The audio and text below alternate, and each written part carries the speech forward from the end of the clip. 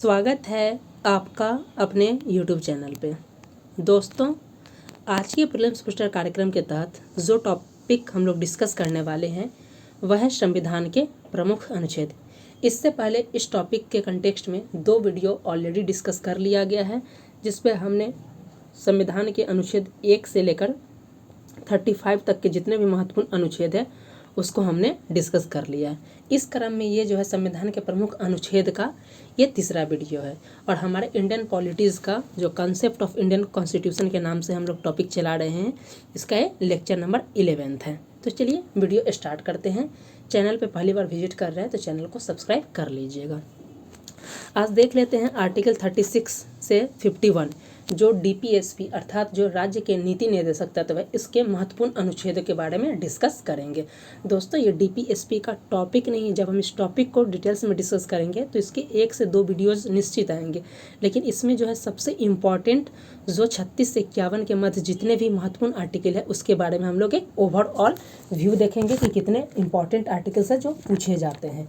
और यह टॉपिक जो है आगामी सभी एग्जाम के दृष्टिकोण से बहुत ही इंपॉर्टेंट हो जाता है। तो ध्यानपूर्वक इस वीडियो लेक्चर को देखिएगा, यहाँ से प्रीलिम्स में आपके काफ़ी प्रश्न देखने को मिल सकते हैं। देख लेते हैं कि जो आज हमारा संविधान का प्रमुख अनुच्छेद है ये है भाग 4 यानी राज्य के नीति निर्देशक तत्व। यानी भाग 4 में जो संविधान का है उसमें राज्य के नीति निर्देशक तत्व का वर्णन किया गया है और इसका आर्टिकल है 36 से 51। और ये डीपीएसपी कहाँ से लिया गया है तो ये आयरलैंड के संविधान से लिया गया। ये बेसिक्स है जहाँ से प्रश्न पूछे जाते हैं कि डीपीएसपी का वर्णन संविधान के किस भाग में है, तो भाग 4 हो जाएगा। वहीं किस अनुच्छेद में, तो 36 से 51। और ये भारत ने किस देश से लिया है, तो ये आयरलैंड से लिया गया है। अब देख लेते हैं एक एक अनुच्छेद को हम लोग डिटेल्स में डिस्कस कर लेते हैं। तो पहला आर्टिकल है आर्टिकल 36। आर्टिकल 36 में बताया गया है कि इसमें राज्य की परिभाषा बताई गई है। और आप जब हमारा प्रीवियस जो प्रमुख अनुच्छेद का जो फंडामेंटल राइट्स को हमने डिस्कस किया है उसको देखा होगा, तो वहाँ पे हमने आर्टिकल 12 के बारे में बहुत ही डिटेल्स में बताया है और बताया कि जो आर्टिकल 12 में भी क्या किया गया है, राज्य की परिभाषा का बताया गया है कि राज्य की परिभाषा के अंतर्गत कौन से शामिल है और कौन नहीं। तो 36 और आर्टिकल 12 दोनों सेम है, दोनों जगह जो है क्या है, राज्य की परिभाषा का वर्णन किया गया है। नेक्स्ट है हमारा आर्टिकल 37 अनुच्छेद 37। इसमें बताया गया है कि डीपीएसपी जो है ये न्यायालय द्वारा प्रवर्तनीय नहीं है, परंतु ये शासन के मूलभूत तत्व है और इसका यथासंभव प्रयोग सरकार विधि निर्माण हेतु करेगा। अब इस पॉइंट को समझिएगा कि आर्टिकल 37 में क्या कहा गया है। हमारा काम सिर्फ ये नहीं कि आर्टिकल 36 में क्या किया था, राज्य की परिभाषा 37 में क्या कहा गया है, तो ये नीति निर्देशक तत्व, इन सब चीज़ों को सिर्फ बोल के निकल जाना नहीं, बल्कि प्रमुख अनुच्छेद के अंतर्गत इतनी चीज़ें बता देना कि इस टॉपिक से अगर किसी भी प्रकार का प्रश्न है तो एक तरीके से आप देख सकते हैं ये डिटेल्स कम जो है अनुच्छेद का पार्ट को किया गया। यानी कि आपको बेसिक्स भी इंफॉर्मेशन मिल जाएगा और इतना डिटेल्स मिल जाएगा कि इस टॉपिक से किसी भी प्रकार के प्रश्न आपसे नहीं छूटेंगे। तो यहाँ पे आप देखिएगा कि 2 इम्पॉर्टेंट होता है राइट्स के बारे में कि अधिकार क्या होता है। तो संविधान सभा के जो संवैधानिक सलाहकार थे बेनेगल राव थे, इनके द्वारा कहा गया था कि 2 तरीके के राइट्स होने चाहिए, अधिकार 2 तरीके के होने चाहिए। एक अधिकार ऐसे होना चाहिए जो आपका जस्टिफिएबल हो, यानी कि न्याय उचित हो, और एक है गैर न्याय उचित प्रवृत्ति के हो। यानी न्याय उचित कहने का तात्पर्य समझिएगा, 2 शब्द है यहाँ पे। न्याय उचित कहने का तात्पर्य है कि यदि आपको क्या किया गया है कि कुछ दिया गया है, अगर जैसे आपने किसी को पैसा पेमेंट किया तो आप उस पैसा के पेमेंट जिस काम के लिए पेमेंट किए तो वो सेवाएं आपके मिलनी चाहिए। अगर नहीं मिलता है तो आप इस चीज़ के लिए क्या कर सकते हैं, आवाज़ उठा सकते हैं, नहीं आपको ये अधिकार है। तो उसी प्रकार से जो फंडामेंटल राइट्स है जिसे न्याय उचित कैटेगरी का माना जाता है, तो इसके लिए जो है हमारा जो सुप्रीम कोर्ट आर्टिकल 32 और जो हाई कोर्ट 226, इसको भी हमने डिटेल्स में डिस्कस किया है कि जो है न्यायपालिका जो है 2 आर्टिकल्स देता है। यहाँ पे जो है 32 देता है, ये जो होता है सुप्रीम कोर्ट है, यानी कि फंडामेंटल राइट्स का अगर आपका वायलेशन हो रहा है यानी कि आपका उल्लंघन हो रहा है तो आप डायरेक्ट आर्टिकल 32 के साथ सुप्रीम कोर्ट जा सकते हैं, और आपको हाई कोर्ट जाना है तो आर्टिकल 226 का प्रयोग कर सकते हैं। यानी कि न्याय उचित कहने का तात्पर्य है कि जो हमारे संविधान में जो आपको राइट्स दिए गए हैं, यदि आपको वो राइट्स नहीं मिल रहे हैं तो आप इसके अगेंस्ट कहाँ जा सकते हैं, न्यायपालिका में जा सकते हैं। जैसे आपको फंडामेंटल राइट्स में दिया गया आर्टिकल 21 के अंतर्गत बहुत सारी व्याख्या की गई है, जहाँ पे आपने देखा होगा आर्टिकल 21 के अंतर्गत जो है न्याय, जो आप देख सकते हैं, निजता का अधिकार दिया गया है, शयन का अधिकार दिया गया है, स्वच्छ वायु का अधिकार दिया गया। अगर आप इनमें से किसी भी अधिकार को नहीं मिल रहा है तो आप क्या कर सकते हैं, उसके लिए आपको लग सकता है कि आपका फंडामेंटल राइट्स का उल्लंघन है, तब क्या कर सकते हैं, ये आप जस्टिस के लिए किया जा सकता है, ये न्यायपालिका में आप जा सकते हैं। और न्यायपालिका में अगर सुप्रीम कोर्ट जाना है तो आर्टिकल 32 का प्रयोग कीजिएगा, और जो हाई कोर्ट जाना है तो 226 का। और दूसरा शब्द यहाँ पे आया था न्यायालय द्वारा परिवर्तनीय नहीं, यानी कि गैर न्यायोचित। हमने देखा था दूसरा पॉइंट था गैर न्यायोचित, क्योंकि BN राव जो के द्वारा बताया गया था कि 2 तरीके के अधिकार होने चाहिए, एक न्यायोचित प्रवृत्ति के, जिसके अंतर्गत जो है उन्हें भाग 3 में रखकर फंडामेंटल राइट्स दिया गया, और गैर न्यायोचित कहने का तात्पर्य था कि यदि आपका इसका उल्लंघन हो रहा है तो आप इसके विरुद्ध न्यायपालिका में नहीं जा सकते हैं, और ये राज्य का हक है कि ये इसमें जो बातें की गई हैं वो आपको दे या न दे, ये पूर्णतः राज्य के ऊपर निर्भर करता है। तो उसको क्या किया गया, हमारे संविधान में एक्सेप्ट किया गया, और उसके लिए जो है भाग 3 के अंतर्गत फंडामेंटल राइट्स में रख दिया गया, और उसको जो है जस्टिफिएबल, यानी कि जो न्याय उचित है उसको देके आपको फंडामेंटल राइट्स दे दिया। और उसी के जस्ट बगल में जो है आपको दे दिया गया DPSP, और इसको बता दिया कि गैर न्यायोचित प्रकृति के, यानी जस्टिफिएबल नहीं, यानी कि इसका उल्लंघन होने पर आप न्यायपालिका में नहीं जा सकते। ये राज्य सरकार के पूर्णतः स्वेच्छा पे है कि वो आपको दे या ना दे। तो वही आर्टिकल 37 में बताया गया है कि ये जो नीति निर्देशक तत्व, इसका नाम है नीति निर्देशक तत्व, यानी कि एक तत्व है, इनमें जो कुछ बातें की गई हैं ये क्या किया जा रहा है, एक निर्देश दिया जाए, एक डायरेक्शन दिया जाए, किसको, स्टेट को, यानी कि जो राज्य को दिया जा रहा है कि आप जो है इन तत्वों का प्रयोग क्या कीजिएगा, अपने यहाँ शासन में या नीति बनाने में इसका प्रयोग किया जाना यथासंभव होगा, यानी कि करना ही है, या फिर आपको नहीं दिया जाएगा तो आप सुप्रीम कोर्ट या हाई कोर्ट जा सकते हैं, ऐसा बिल्कुल भी नहीं है। बल्कि राज्य के पूर्णतः स्वेच्छा पर निर्भर करता है कि आपको मिलेगा या नहीं। राज्य सरकार की इच्छा होगी तो देगी, नहीं तो नहीं देगी, यही बात इसमें कहा गया। तो उम्मीद करता हूँ कि आर्टिकल 37 के बारे में बहुत ही डिटेल्स में हमने डिस्कस कर लिया। सामान्यतः आपको इतना डिटेल्स में डिस्कस सामान्यतः नहीं मिलेगा। अब है आर्टिकल 38 इसमें बताया जाता है। तो आर्टिकल 38 में बताया गया कि ये कहीं ना कहीं लोक कल्याणकारी राज्य की बात करती है। यहाँ पे बताया जा रहा है कि हमको लोक कल्याण की अभिवृद्धि के लिए क्या करना है, तो हमें सामाजिक, आर्थिक और राजनीतिक न्याय की व्यवस्था करनी है। और इसके लिए सामाजिक, आर्थिक, राजनीतिक न्याय कब मिलेगा, तो समाज में आप देख सकते हैं कि बहुत ज़्यादा भेदभाव है, अमीर गरीब, ऊंच नीच, जात पात, इन सारी चीज़ें। तो ये कैसे खत्म होगा, तो ऊंच नीच को करने के लिए आपको आय की असमानता को इक्वल करना होगा। उसके बाद आप देख सकते हैं कि अवसर की प्रतिष्ठा, यानी आय में जो गरीब बढ़े उसको बढ़ाने के लिए आप देख सकते हैं अमीर के द्वारा टैक्स भी पे किया जाता है। अवसर की समानता दिया जा रहा है, आपको आरक्षण दे के क्या किया जा रहा है, नौकरी में उनको इक्वलिटी, यानी कि आपको एक अवसर की समानता दिया जा रहा है, ताकि आप जो गरीब है तो उस स्थिति से अपने स्टेटस को चेंज करके उस स्थिति से आगे बढ़ने का प्रयोग किया जाए। तो यही बताया जा रहा है कि लोक कल्याण की अभिवृद्धि के लिए सामाजिक, आर्थिक, राजनीतिक न्याय प्रदान करने के लिए आपको क्या करना होगा, आय, प्रतिष्ठा, सुविधा और अवसर की असमानता जो है समाज में फैला हो उसको खत्म करना होगा। चलते हैं नेक्स्ट आर्टिकल 39 की तरफ।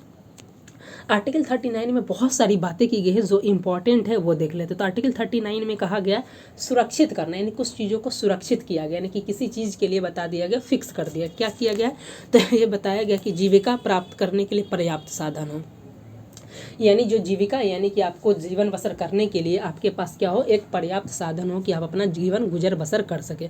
साथ ही बताया गया है कि आपको भेदभाव खत्म करना है, क्योंकि सामाजिक, आर्थिक, राजनीतिक न्याय भी देना है लोक कल्याण के लिए।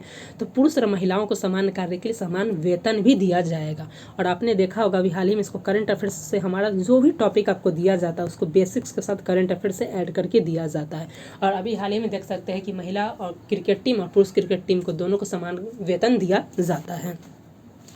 नेक्स्ट बताया जा रहा है कि धन और उत्पाद के संग्रहण को रोकना। धन उत्पाद के संग्रहण को रोकने का तात्पर्य है कि आपको क्या किया जा रहा है कि पैसा का संग्रहण एक जगह नहीं करना। इसलिए देख रहा है कि जब अमीर व्यक्ति तो उनको टैक्स भी ज़्यादा पे करना पड़ रहा है, ताकि उन पैसा को लेकर क्या करना है, वो गरीबों को और सामाजिक कल्याणकारी योजनाओं का लाभ करके उनको भी समाज में स्थिति, यानी रोटी कपड़ा मकान उपलब्ध कराया जाए। ये सारी चीज़ें बताया जा रहा है।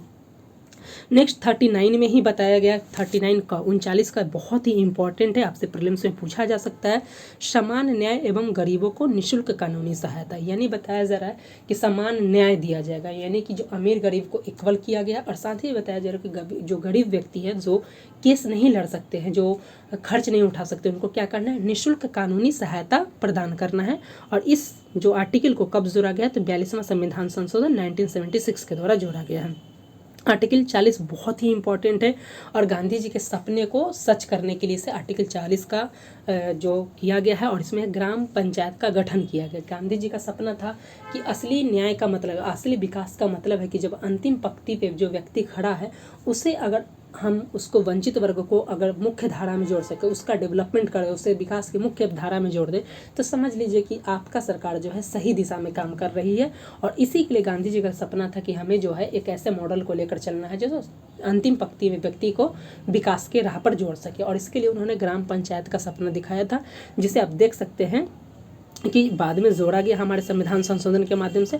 और डीपीएसपी में भी ग्राम पंचायत का गठन किया गया आर्टिकल 40 के तहत। और बीपीएससी के द्वारा या जितने भी एग्जाम्स उसमें कई बार अनेकों बड़े प्रश्न पूछे जा चुके हैं। दोस्तों, डीपीएसपी में 3 तत्वों का वर्गीकरण है जो आगे देखेंगे। एक है उदारवादी तत्व, समाजवादी तत्व और जो गांधीवादी तत्व, उसको भी हम लोग जानेंगे। तो ये 40 जो है गांधीवादी तत्व को बताता है। आर्टिकल 41 नंबर देख लेते हैं। आर्टिकल 41 में क्या कहा गया है, तो आर्टिकल 41 में बताया गया है कि कुछ दशाओं में काम, रोजगार एवं शिक्षा पाने का अधिकार है। बताया जा रहा है कि अगर कुछ ऐसा कंडीशन है जिस कंडीशन में आप सही नहीं है, तो उस कंडीशन में आपको क्या चाहिए, काम चाहिए, रोजगार चाहिए और शिक्षा पाने का अधिकार। इसलिए आप देख सकते हैं कि राज्य सरकार हो या केंद्र सरकार के द्वारा बहुत सारी योजनाएं चलाई जाती है। मनरेगा को आप देख सकते हैं, आपको निःशुल्क शिक्षा का अधिकार भी दिया जा रहा है, काम के अवसर भी उपलब्ध कराए जा रहे हैं। तो ये आर्टिकल 41 के तहत ये सारी बातें की गई हैं कि आपको जो है काम, रोजगार और शिक्षा पाने का अधिकार मिल सके। दोस्तों, हमारे चैनल पे 70वीं बीपीएससी और जितने भी एग्जाम्स हो रहे हैं, इन सबको ध्यान में रखते हुए सभी सब्जेक्ट की तैयारी कराई जा रही है। 70वीं बीपीएससी को बिहार स्पेशल ध्यान में रखते हुए, बिहार स्पेशल में आप देख सकते हैं कि करंट अफेयर्स बिहार स्पेशल जनवरी से लेकर अक्टूबर तक डिस्कस कर लिए गए हैं। उसके बाद आप देख सकते हैं बिहार ज्योग्राफी के क्लासेस और टेस्ट सीरीज हो रही है, बिहार हिस्ट्री के क्लासेस और टेस्ट सीरीज हो रही है, इंडियन पॉलिटी के क्लासेस हो रहे हैं, कंप्यूटर साइंस की क्लासेस हो रही है। सभी सब्जेक्ट की तैयारी कराई जा रही है। तो यदि आप चैनल पर विजिट कर रहे हैं या आप तक इस वीडियो का लिंक जा रहा है यूट्यूब रेकमेंड या किसी तरीके से, तो प्लीज़ एक बार चैनल पे विजिट कीजिए, उसके कंटेंट को देखिए, उसके बाद आप डिसाइड कीजिए कि चैनल को सब्सक्राइब करना है या नहीं करना। कंटेंट पसंद आए तो ज़रूर सब्सक्राइब कर लीजिए, क्योंकि आपको ऐसे कंटेंट सामान्यतः आगे नहीं देखने को मिलेंगे। चलिए देख लेते हैं आर्टिकल 42। आर्टिकल 42 में बताया गया है कि काम की न्यायसंगत और मानवोचित दशा तथा प्रसूति सहायता का उपबंध किया गया है। यानी बताया गया है कि काम की न्यायसंगत, यानी कि जो काम में जो है आपको सही न्यायसंगत व्यवस्था करना होगा। और जो मानवोचित दशा, जैसे आप देख सकते हैं कहीं भी जो वर्क प्लेस होता है, आप सभी को पता है, विशाखाबाद आपने गाइडलाइन सुना होगा कि कार्यस्थल पे महिलाओं के साथ छेड़खानी नहीं किया जा सकता है।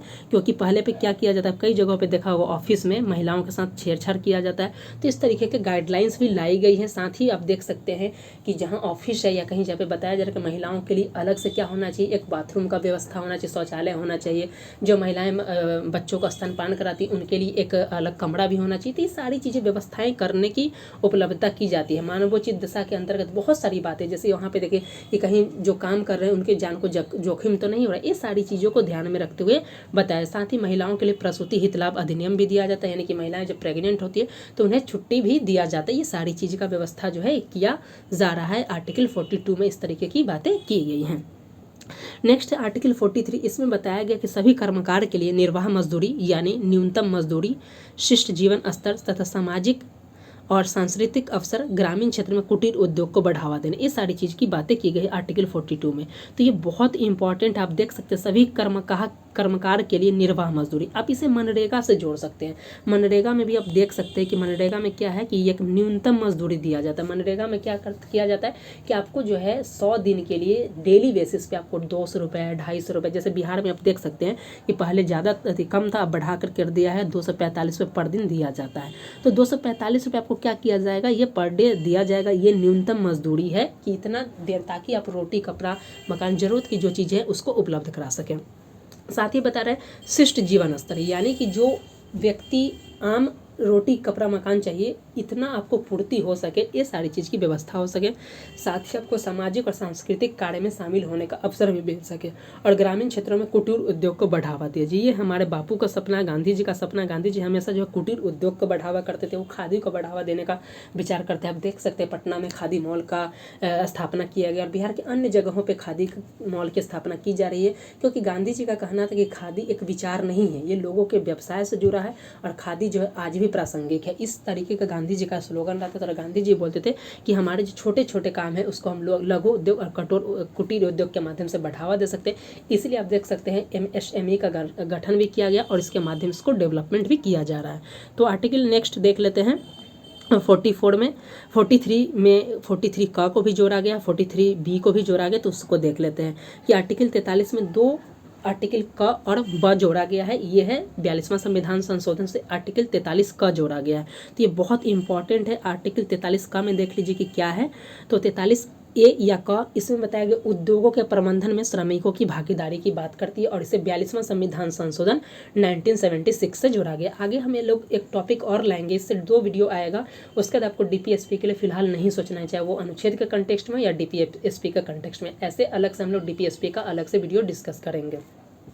तो वहाँ पे बताया गया है कि जैसे उद्योग में आप देखते हैं कि सरकार का कहना था, हमारे संविधान निर्माताओं का कहना था कि उद्योग में डिसीजंस लेने वाले तो ऑफिस में बैठे रहते, लेकिन मेन काम करने वाले वहाँ के वर्कर्स होते हैं। तो वो डिसीजन तभी प्रभावी हो सकता है, तभी बेहतर हो सकता है जब वर्कर्स, क्योंकि वर्कर्स सही स्थिति को जान रहे हैं कि क्या उद्योग में काम चल रहा है, किस फैक्ट्री में कैसी स्थिति है नहीं है। क्योंकि वर्कर्स के पास आप जान सकते हैं कि सभी से मिलान उनका होते रहता है, वो चाहे तो ठप भी करवा देते हैं, हड़ताल पे भी करवा देते हैं। तो ये सरकार का लगा और इसे बाद में 42 यानी 42वां संविधान संशोधन 1976 द्वारा जोड़ा गया कि उद्योग का प्रबंधन यानी उद्योगों का इंडस्ट्री में जो भी मैनेजमेंट होता है उसमें जो है श्रमिकों की भागीदारी होना चाहिए, इसलिए श्रमिक नेता को इसमें शामिल किया जाने लगा। नेक्स्ट है 43B, जिसको जो है 97वें संविधान संशोधन 2001 में जोड़ा गया और भी आर्टिकल 43 में ही जोड़ा गया। यह है सहकारी समिति। दोस्तों सहकारी समिति क्या है नहीं, इसको अलग से हम लोग डिस्कस करेंगे। सामान्यतः आप समझ सकते हैं जब एक कार्य, एक कॉमन उद्देश्य के लिए बहुत सारे लोग जुड़कर जब एक काम करते हैं और जो लाभ होता है उसको आपस में बांट लेते तो उसको सहकारी करते हैं। जैसे आप अमूल को देख सकते हैं, सुधा को देख सकते हैं, ये क्या है, एक सहकारी समिति। इसमें क्या करते हैं, सभी लोग अपने दूध को जमा करते हैं और उस दूध को क्या कर फिर पैकेजिंग के माध्यम से बिक्री किया जाता है, चाहे वो अमूल हो, सुधा, और जो लाभ होता है उसको आपस में विक्रय अपना बांट लिया जाता है। तो सहकारी समिति को जो है 97वें संविधान संशोधन 2001 के द्वारा ऐड किया गया था। वर्तमान में आप देख सकते हैं इसको हटा दिया गया है और भारत सरकार के द्वारा एक नया मंत्रालय का गठन किया गया है, वो है सहकारिता मंत्रालय। ये करंट जो भी टॉपिक आपको मिलेगा उसको करंट के साथ भी, बेसिक्स प्लस करंट के साथ मिलेगा। इस पॉइंट को आपको देखना होगा, सामान्यतः आपको ये नहीं देखने को मिलेगा कहीं भी। और पहले सहकारिता मंत्री जो बने थे वर्तमान में जो हमारे गृह मंत्री अमित शाह जी, वही जो है देश के पहले सहकारिता मंत्री बने थे। इस पॉइंट को भी याद रखिएगा। नेक्स्ट है बहुत ही इंपॉर्टेंट है आर्टिकल 44, एक समान नागरिक संहिता। ये बहुत ही VVI है क्योंकि यहाँ पे बहुत ही इस साल बहुत ही ज़्यादा न्यूज में रहा है। क्योंकि देखिए भारत का एकमात्र राज्य है गोवा जहाँ पे एक समान नागरिक संहिता, इस पॉइंट पे कंफ्यूज नहीं हो रहा, फिर से सुनिएगा कि भारत का एकमात्र राज्य गोवा जहाँ पे एक समान नागरिक संहिता कानून लागू है। लेकिन इस दिशा में नया कानून लाने वाला देश का पहला राज्य बन गया आपका उत्तराखंड। कौन बन गया, उत्तराखंड। तो पूछा जा सकता है कि वर्तमान में जो कि भारत का एकमात्र राज्य जहाँ पे UCC यानी यूनिफॉर्म सिविल कोड, समान नागरिक संहिता भी इसे बोला जाता है, कहाँ पे है, तो गोवा में है। लेकिन बताया जाए कि इस कंटेक्स्ट में जो नया कानून लाने वाला देश का पहला राज्य कौन बन गया, तो यह है उत्तराखंड। समान नागरिक संहिता क्या है इसको अलग से हम लोग डिस्कस करेंगे ताकि वीडियो लंबा ना हो जाए। नेक्स्ट है 45 नंबर क्वेश्चन। इसमें बताया जा रहा है अनुच्छेद 45 इसमें बताया गया है कि सभी बालकों को 14 वर्ष तक निःशुल्क और अनिवार्य शिक्षा देने का प्रावधान है। यानी जो बताया गया है कि जितने भी बच्चे होते हैं उन्हें 14 वर्ष तक, हमने बताया ना कि DPSP में बताया कि ये दिया जा रहा है कि आपको ये दिया जाएगा और सभी बालकों को 14 वर्ष तक निःशुल्क शिक्षा देने का प्रावधान किया गया। क्या आपको आर्टिकल 21 याद है और 21A में क्या कहा गया है और आर्टिकल 45 क्या दोनों एक है? आप चाहे तो कमेंट में इसका आंसर दे सकते हैं। दोनों एक नहीं है, आप देख सकते हैं और आपको पता है तो आंसर प्लीज़ कमेंट में देखिए, हम आगे इसको अलग से डिस्कस करेंगे। आर्टिकल 46 में बताया गया है जो अनुसूचित जाति यानी SC अनुसूचित जनजाति एसटी और समाज के कमजोर वर्ग, जैसे आप बीसी बोल सकते हैं, ईबीसी बोल सकते हैं, या उसके लिए कॉमन एक शब्द आता है ओबीसी, जो सेंट्रल स्तर पर रहता है ओबीसी। तो इनके लिए क्या किया जा रहा है, शैक्षणिक और आर्थिक हितों को प्रोत्साहित करना है और सामाजिक अन्याय एवं शोषण से इनको सुरक्षा करना है। तो आप सभी को पता होगा कि जो भी अनुसूचित जाति, अनुसूचित जनजाति या फिर पिछड़े वर्ग है, इनका क्या हो, कहीं ना कहीं समाज में बहुत ही शोषण हुआ है। तो इनके शोषण पे भी रोक लगाने की बात हमारे संविधान में कहा गया। तो आप देख सकते हैं कि हमारे संविधान निर्माताओं कितनी दूरदर्शिता थी, कितने वो डेवलप सोच के थे कि उनको पता था कि इन फ्यूचर में जाके इनके साथ परेशानी ना हो। तो उनको ध्यान में रखते हुए इन्होंने क्या किया, तो ये बताया जा रहा है कि एससी एसटी या ओबीसी को क्या किया जाएगा, शैक्षिक और आर्थिक हितों को प्रोत्साहन। तो शैक्षिक में आप देख सकते हैं जितने भी शिक्षण संस्थान होते हैं वहाँ पे इनके लिए आरक्षण की व्यवस्था की गई है। दूसरा नंबर आप देख सकते हैं कि यहाँ पे क्या किया गया है, आप ईडब्ल्यूएस को 10% आरक्षण दिया गया है, सरकारी स्कूल में भी और नौकरी में भी दिया गया है, 10% आरक्षण की बात की गई। तो वही एससी एसटी के लिए आप देख सकते हैं बिहार सरकार में भी आरक्षण की बात की गई और बिहार में भी हाल ही में आप देख सकते हैं कि आरक्षण को सीमा को बढ़ाकर 50% से बढ़ाकर कितना कर दिया गया था, तो 65% कर दिया गया था, जिसमें हाई कोर्ट के द्वारा रोक लगा दिया गया था। नेक्स्ट है हमारा आर्टिकल 47, ये बहुत ही इम्पॉर्टेंट है।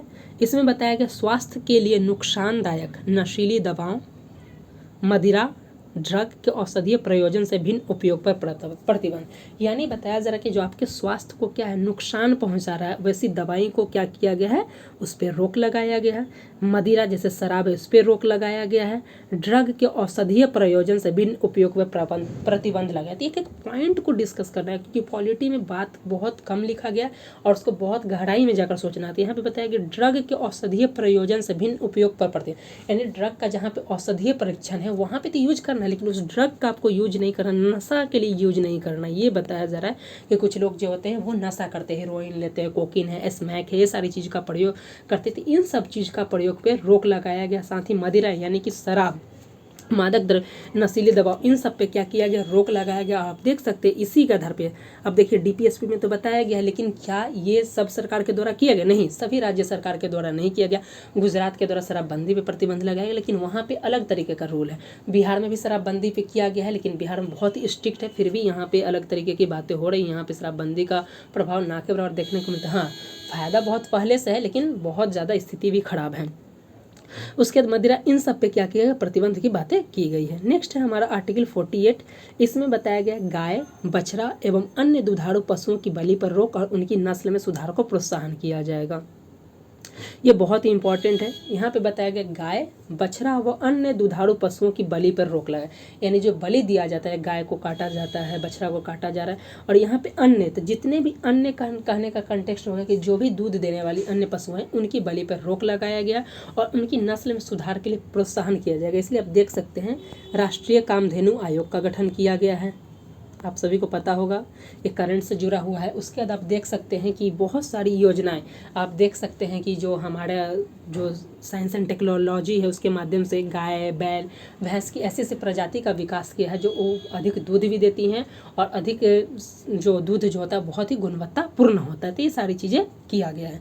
आर्टिकल 48 में भी एक संशोधन करके 42वां संविधान सन 1976 के माध्यम से आर्टिकल 48 का जोड़ा गया है, जो कि बताया गया पर्यावरण को बेहतर बनाने के लिए वन्य जीव की रक्षा करना है। यानी बताया जा रहा है कि पर्यावरण बेहतर तभी होगा जब आप क्या कर सकते हैं, वन्य जीव की रक्षा करेंगे। इसलिए वन्य जीव संरक्षण अधिनियम भी लाया गया है। ये सारी चीज़ें लाई गई हैं।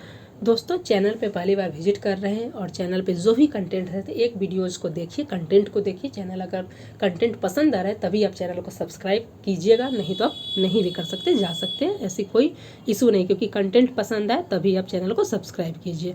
आर्टिकल 49 यानी कि अनुच्छेद 49 में बताया गया कि राष्ट्रीय महत्व के स्मारक एवं वस्तुओं या स्थान का संरक्षण।